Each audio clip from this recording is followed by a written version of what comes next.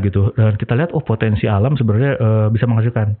Tapi mereka terkendala distribusi, mereka terkendala untuk pemasaran juga. Gitu. Nah, kita coba bukain sedikit titik terang bahwa ternyata pemasaran nggak cuma kita jualan di daerah setempat, tapi kita bisa lakukan digital marketing. Kita bisa marketplace-nya bisa lebih besar. Benar banget, kita pakai toko online, kita bisa. Iya benar. Dan kadang kalau kita lihat ya, biasanya orang-orang yang di desa itu mungkin umurnya lebih panjang ya. Mungkin karena tingkat.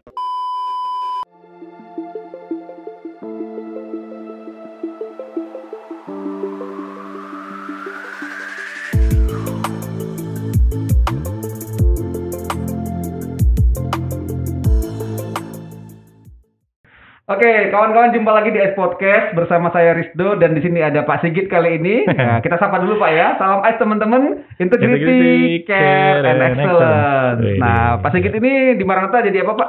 Saya saat ini lagi melayani di pusat di pengembangan karir dan layanan alumni. Pengembangan karir dan layanan alumni. Direktorat Kemahasiswaan dan Alumni. Ya. Jadi yang ngabarin lowongan kerja ya. Jaman-jaman loker, info loker gitu ya. Terus apa lagi ngapain kerja selain Nah, kita bikin program namanya After Sales Service buat para alumni. Oh, After Sales.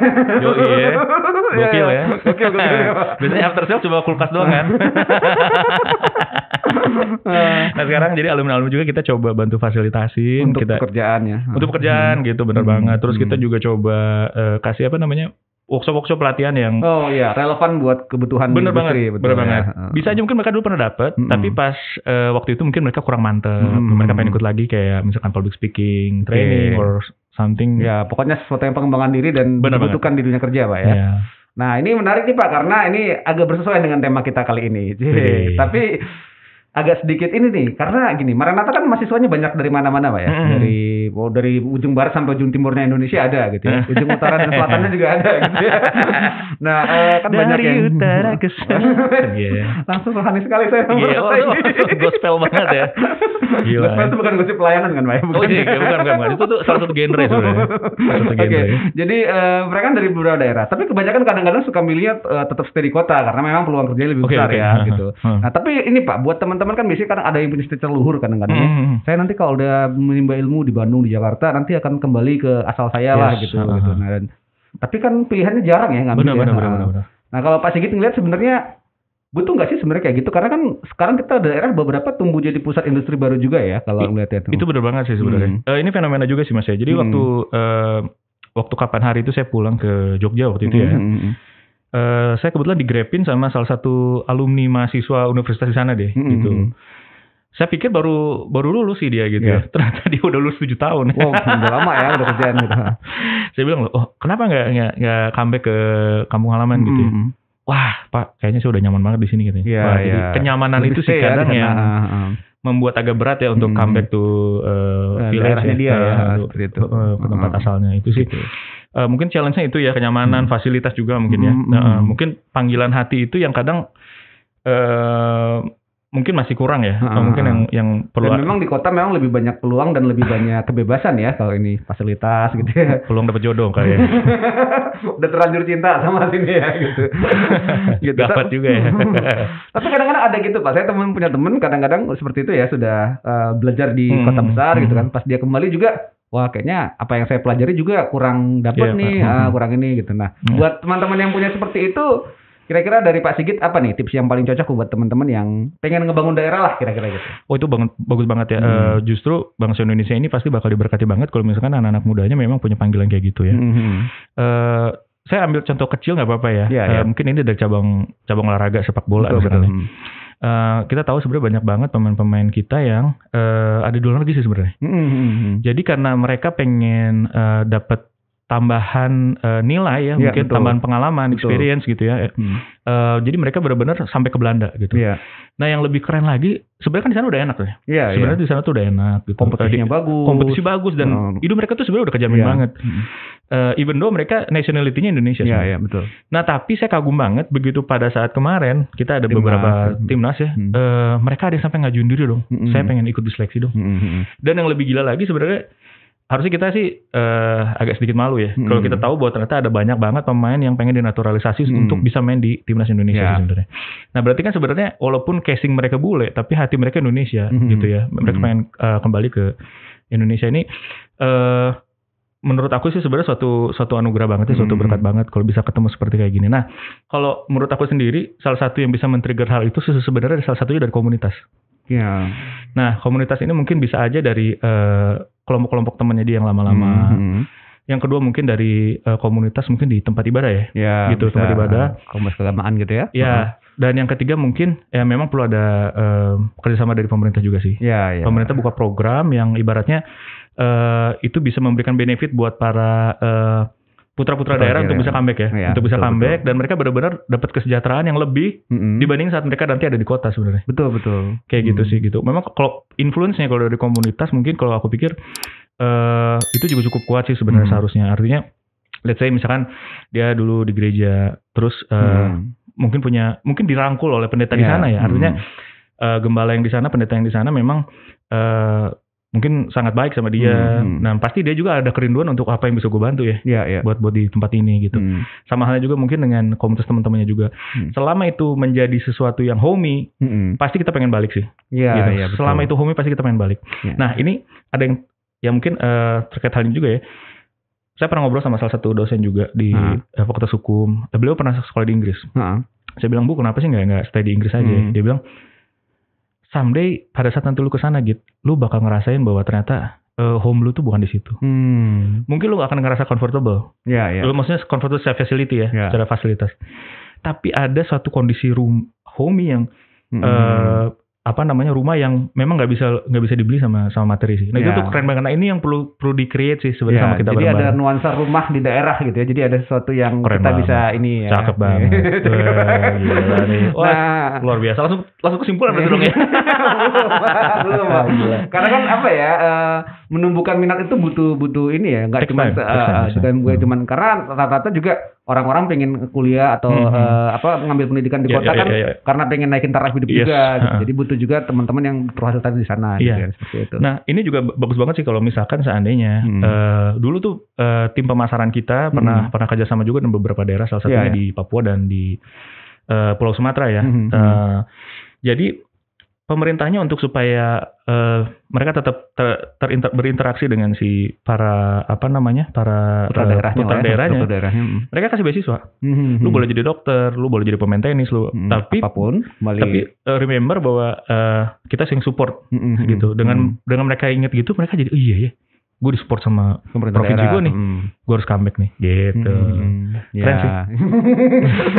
Ya karena apa ya, maksudnya dan sekarang di tengah kondisi kita lagi banyak bangun infrastruktur, kita bisa bangun banyak ini, kemungkinan besar kota-kota kecil bakal tumbuh jadi pusat-pusat industri juga kan seharusnya. Itu benar banget. Itu benar banget.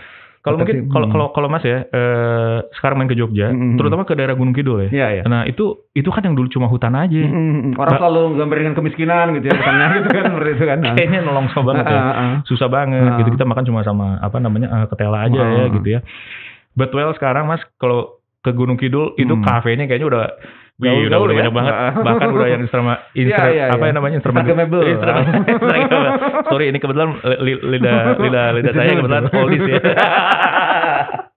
Ya jadi karena memang gitu ya, yang pariwisata terus apalagi sekarang jalan udah banyak yang bagus, terus jalan fasilitas bagus, internet juga udah mulai lah pelan-pelan masuk ke sana gitu. Jadi saya kira sebenarnya peluang untuk tinggal di kota kecil dan akhirnya kota kecil ntar jadi besar juga gitu ya. Dan ini akan jadi sangat yang besar karena juga mungkin di kota-kota besar juga udah sangat padat ya. Iya, benar-benar. Gitu. Dan mungkin juga perlu ini juga sih ya, memang dari sekarang memang kita perlu edukasi sih. Edukasi saudara-saudara kita, teman-teman kita bahwa nggak selamanya bahwa saat kita pengen ninggalin tempat asli kita ya, maksud tempat daerah-daerah asal kita dan kita pengen tinggal di kota besar itu nggak selamanya itu memang mudah ya, dan kompetisi juga sulit gitu. Artinya gini, kadang nggak sesuai dengan skill kita juga sih. Bisa gitu. Jadi. Kapan hari itu juga memang di di kelurahan di Gunung Kidul ya, di Ngawen tempat yang saya tinggal ya, kebetulan yang udah almarhum. Jadi mereka itu sampai yang selalu ngumpul di balai desa ya. Waktu itu sebelum pandemi ya. Jadi mereka selalu ada pertemuan Karang Taruna. Nah ini ternyata yang banyak knowledge, experience dari teman-teman kita yang udah merantau ke Jakarta. Dan mereka share di sini bahwa wah gila, ternyata kalau kita ngegarap daerah kita itu jauh lebih enjoyable dan lebih menghasilkan. Nah, ini lebih gila lagi sih Mas. Ini kemarin saya sempat lihat di Instagram. Ada satu kampung yang memang dia produksi coklat dan bisa custom. saya lupa itu namanya di nggak tahu Karangmojong atau di mana ya. Cuma di Jawa Tengah berarti. Masih di daerah Jogja juga. Memang agak ke dalam ya gitu. Tapi saya mikir gini, gila men, kalau kita mundur 10 tahun ke belakang, itu tuh hanya sebuah lokasi yang biasa aja. Hanya sebuah persawahan aja. Buat sekarang yang namanya bule-bule, mereka mau custom coklat tadi. Konsumsi coklat itu mau yang minuman gitu maupun yang udah jadi bar juga gitu ya. Mereka bisa bikin di situ dan kerennya lagi gitu ya, memang mereka ada kolaborasi sih, ada kolaborasi dengan UMKM-nya pemerintah ya. Jadi mereka dibikin didesainin brand, bahkan juga mungkin putra-putra daerah mereka yang memang udah berhasil kuliah di kotanya, mereka comeback dan mereka ngeliat itu jadi peluang dan mereka berwirausaha di situ. Itu gila sih, itu keren banget. Itu tantangan ya, kita bisa menciptakan hal-hal demikian di banyak tempat ya, karena di tiap daerah potensinya besar juga ya. Benar. Kalau nggak pariwisata, ada industri khusus, ada banyak sumber daya alam juga yang bisa gitu. Jadi sebenarnya kalau pengen mau mencari lebih jauh gitu ya. Apalagi sekarang teknologi informasi sudah semakin bagus ya gitu. Jadi kita bisa share bisa banyak gitu. Even kita ke pelosok-pelosok di desa aja internet udah masuk sih. Itu yang mungkin bikin mudah ya. Kalau misalkan udah ngerasa mungkin agak suntuk di kota, ini kita ke village aja deh. Kita coba lihat opportunity di sana, kesempatan di sana. Mungkin wirausaha salah satu hal yang bisa jadi media ya buat karir kita gitu. Kalau teman-teman pengen kayak gitu, kira-kira hal apa yang perlu disiapkan Mas kalau menurut Mas? Oke, mungkin kalau menurut aku dari sudut pandang persiapan karir ya. Memang yang perlu pertama kali dilihat itu adalah kita harus kenal dulu kompetensi kita sih. Kompetensi kita tuh di mana. Yang kedua, kita cocokin dengan bidang studinya kita, gitu ya. Dengan segala experience dan ilmu yang udah kita dapat di Maranatha dan kita kolaborasiin, kita kombinasiin dengan potensinya kita. Pasti itu jadi sesuatu yang keren banget gitu ya. Dan itu kita tinggal cari segmennya aja. Oh, ternyata target market nggak cuma ada di kota kok. Target market juga bisa nyampe ke daerah-daerah yang lokasi-lokasi di luar kota ya, suburban ya. Iya, betul. Soalnya gini loh, kita udah dibantu juga sama yang namanya jasa layanan ekspedisi. Betul, ya. Karena kan gampang ya. You name it lah, gitu kan. Itu mereka semua kemana-mana. Kemarin juga ada cerita. Kita kemarin habis kunjungan ke salah satu daerah di Palalangon ya. Di Desa Ciranjang. Gitu. Dan kita lihat potensi alam sebenarnya bisa menghasilkan. Tapi mereka terkendala distribusi. Mereka terkendala untuk pemasaran juga gitu. Nah, kita coba bukain sedikit titik terang bahwa ternyata pemasaran nggak cuma kita jualan di daerah setempat, tapi kita bisa lakukan digital marketing. Kita bisa marketplace-nya bisa lebih besar. Benar banget, kita pakai toko online, kita bisa jemput tuh konsumen-konsumen yang sebenarnya ada di luar daerah itu, ada di Kota Bandung mungkin ya, mungkin ada di daerah lain juga ya, di luar Pulau Jawa juga masih bisa bahkan gitu. Kalau barangnya tahan lama internasional juga bisa ya. Gila, keren banget. Benar-benar di frozen ya. Kalau tahan lama atau dikering ya, atau produk-produk yang ini benar. Kan bule-bule ini juga ternyata begitu disuruh icipin makan singkong goreng ya, yang memang udah dimodifikasi gitu ya. Ternyata mereka suka banget ya. Wow, it's better than cheese dia bilang. Ya karena ini ya. Gila, kita cuman tadi butuh itu kan, butuh pengemasan, butuh pemasaran, butuh di-improve demikian rupa industrinya supaya lebih bagus gitu. Dan memang agak berat kalau kita sendirian ya, pasti memang harus ditantang kolaborasi ya. Benar-benar. Dan salah satu cara untuk kita bisa mengawalinya itu salah satunya dengan kita ikut kegiatan pengabdian masyarakat sih sebenarnya. Ya, itu menarik tuh. Benar. Begitu kita dapat experience di situ kan pasti kita dapat feel-nya ya. Feel-nya kita dapat gitu. Wah, ini menarik nih buat teman-teman ya. Jadi tadi potensi diri dan potensi daerah dan itu kita bisa ketahui gitu ya. Tapi di sisi lain kita juga bisa dapat pengalaman ya. Lagi mahasiswa mungkin program-program PKM diambil ya gitu ya. Apalagi kalau bisa KKN ke desa-desa atau kemana gitu ya. Jangan ke KKN Desa Penari, nanti kita tonton filmnya gitu ya. Gitu. Ya kita nggak tahu kan tiba-tiba di sana dapat berkat apa ya. Betul. Walaupun itu bukan tujuannya, tapi seringkali selalu ada bonus ya. Betul. Dan memang itu yang perlu dieksplor ya. Selagi mahasiswa masih bebas dan masih bisa waktu masih banyak, energi masih berkelimpahan ya. Coba kalau misalkan yang udah oldies kayak kita gini. Kayak kita. Enggak sih Mas, masih muda ya. Enggak juga sih. Iya, jadi tadi itu ya. Tadi tipsnya cukup menarik dari Mas. Ada lagi nggak kira-kira yang perlu dipersiapkan kalau paling itu aja sih kalau untuk dari sudut pandang mahasiswa udah bisa mulai join ikut kegiatan Abdimas ya. Kita mulai belajar untuk berinteraksi dengan orang-orang di suburban ya. Di luar kota kita coba belajar untuk bisa melayani mereka gitu. Berinteraksi dengan mereka, belajar untuk bisa mengenal mereka, itu menjadi suatu bekal yang bagus sih untuk starting point untuk mereka nanti mungkin bisa comeback ke tempat asal mereka. Oke. Ini menarik karena memang itu tadi ya, kita butuh banyak orang-orang yang memang bisa membangun daerah ya gitu. Iya. Menumpuk di kota ya, oke kalau ada pekerjaan di sana. No problem ya. Tapi kalau memang punya keinginan untuk membangun daerah jauh lebih baik ya. Iya benar. Dan kadang kalau kita lihat ya, biasanya orang-orang yang di desa itu mungkin umurnya lebih panjang ya. Mungkin karena tingkat stresnya rendah gitu ya. Polusinya juga nggak sebanyak kota. Ya. Jadi itu jadi satu alternatif sih buat teman-teman yang masih merindukan suasana yang gitu ya. Tenang ya. Supaya nggak pegat ya, bahasa Perancisnya ya boleh. Ya suburban ya. Pegat itu bahasa Perancis ya. Bahasa Perancis. Pravda Jamis. Oke, nah ini menarik ya, dan rekan-rekan di daerah juga kayaknya perlu juga ya untuk terus improve diri ya. Dan kita bisa ini belajar sama-sama, dan emang banyak kesempatan karir yang mungkin bisa dicapai. Walaupun mungkin nggak sebanyak di kota, tapi kita bisa ciptakan peluang baru. Itu keren banget ya. Gitu. Oke, makasih banget ya Mas Sigit sudah banyak berbagi nih. Nah, ada riat untuk ke daerah nggak? Ada sih, ada harapan itu selalu ada ya. Pengen apa gitu ya kalau udah pensiun? Saya ada cita-cita sih sebenarnya pengen ke Solo ya. Saya pengen tinggal di Solo. Nggak bisa duet Mas kalau Solo. Ya. Oh, Solo dan duet ya. Kuartet ya. Garing ya. Kalau orang musik ketemu orang musik repot sih bahasannya ke situ lagi. Kita jadi malah jadi jok bapak ini. Oke, thank you banget Mas Sigit sudah berbagi di kita. Terima kasih juga teman-teman. Kalau teman-teman punya minat ya, maksudnya rekan-rekan muda punya ide untuk membangun daerah kira-kira apa, boleh share di kolom komentar ya. Nanti daerahnya potensinya apa gitu. Nanti akan banyak daerah-daerah baru yang saya kira jadi pusat industri yang baru bermunculan dan jadi tren baru nanti gitu. Minimal begitu dibaca sama kampus Maranatha, mereka bisa lihat ini prospek buat Abdi Mas nih. Abdi Mas yang Maranatha ada banyak ya, ada banyak alternatif ya kalau ini. Banyak banget ya.